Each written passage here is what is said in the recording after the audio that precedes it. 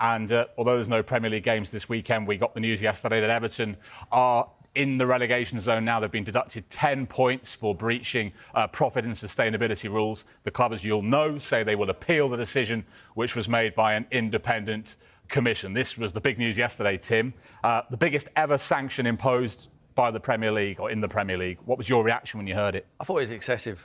I think it's a bit much. Not sure if they got a right for an appeal, maybe to get it reduced somewhat.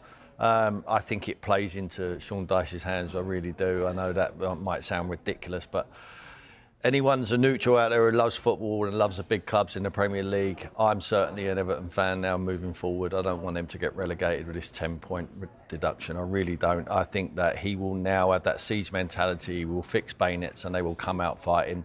And I think he's very fortunate to be in the league.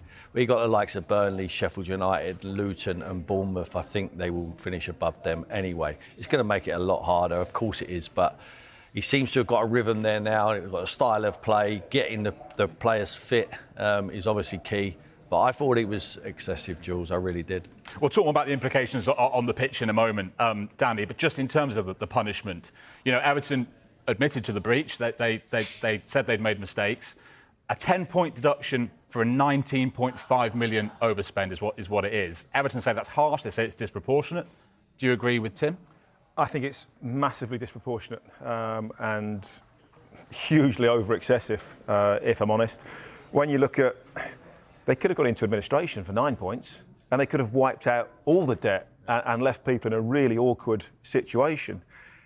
It almost feels like they've held their hands up and gone, OK, we got it wrong.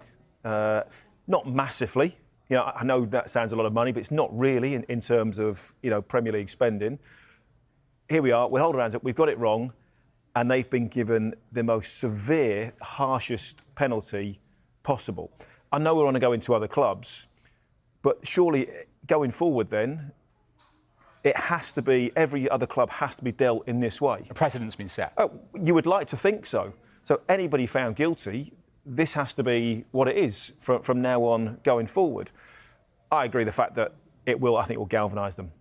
If this had happened 5 or 6 games ago, I think it would have been a bit of a problem. The fact they've had a good run of late, because if you're at the bottom of the table and you're 5 or 6 points adrift, that's hard. They're only one win out of getting out of the relegation zone. And, you know, Sean, it will be, you know, fixed bayonets and tin hats on and all sorts, and we'll come out fighting for this, you know, for Sean Dyche. But, yeah, I don't really understand the punishment, especially when everything else that's going on in and around football at the moment. Let's just have a look at how the table looked before the news broke yesterday. Everton, as Danny said, had an upturn in results. They were 14th, 14 points, 8 clear of the relegation places. But now, the table as it stands, with that 10-point deduction which has been posed immediately, there they are in 19th, 4 points. Only goal difference off the bottom of the table above Burnley. They are 2 points from safety. Gary, Danny mentioned there the upturn in form. They're actually 7th in the current form table, if you go back over the last couple of months, ahead of the likes of Spurs and Chelsea. Results have improved. Could this punishment knock them off course, do you think?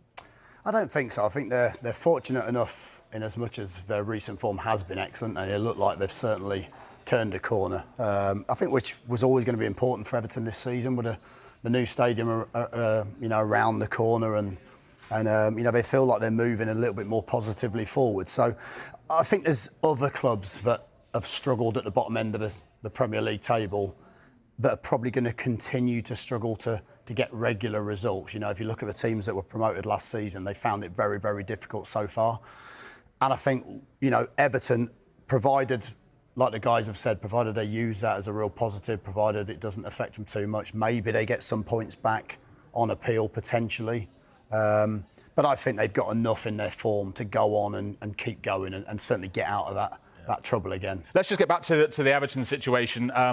Courtney, I'll come to you in a second. Jamie, let's give you your take on what's happened. We heard from Colin Chong, the acting CEO at Everton, yesterday in a statement saying, we will be standing up for Evertonians and our great club. Real chest-beating stuff. I mean, are they creating something of us against them? Siege mentality now? How powerful could that be for Everton? I think it will be massive for them, and I do think that they've got the right manager in charge for that type of scenario anyway. I think Sean Dyche is ready-made to be it's us against the world, and I think that actually before this you spoke about their form, and he's actually got them playing in a way that is very much his style, but everyone knows their jobs. They look very confident in what they're being asked to do, and I think that all this, what's happening off the pitch for him, the way he manages and the way the players, the message is all going to be the same. And I do think that I think it's excessive, exactly what the guys have said. But I also think that if it's going to happen at any time, you know, it could have maybe happened towards the back end of last season. Then we're talking, do you even come back from that in the first season of being in the Championship? So they would have got relegated. So I think that in a season where I think they'll comfortably stay up anyway, it's almost like he goes into games, even if they're tough fixtures now, saying to the lads, we've got nothing to lose in games like this. And I think that will only sort of help them when they're already in good form now. Yeah, Goodison for the Manchester United game a week on Sunday could be a lively old place, couldn't it? Final question to you, Courtney. We talk about the implications for Everton and how it might affect them. How does it affect the teams down there, the Burnleys, the Lutons, the Sheffield United? Seeing Everton back in the mix, does that give them a lift? I think you've still got to stick to your jobs, I think. So, yes, you know, another team coming into the fray down there, points taken off them on low points. Luton probably in particular, the ones because they've, you know, jumped out the relegation zone, they will maybe feel confident. But I think equally knowing Rob Edwards and you know, doing a lot of stuff with him with the EFL, it's about winning games. It doesn't matter where everyone else is. They've got to accrue enough points for them.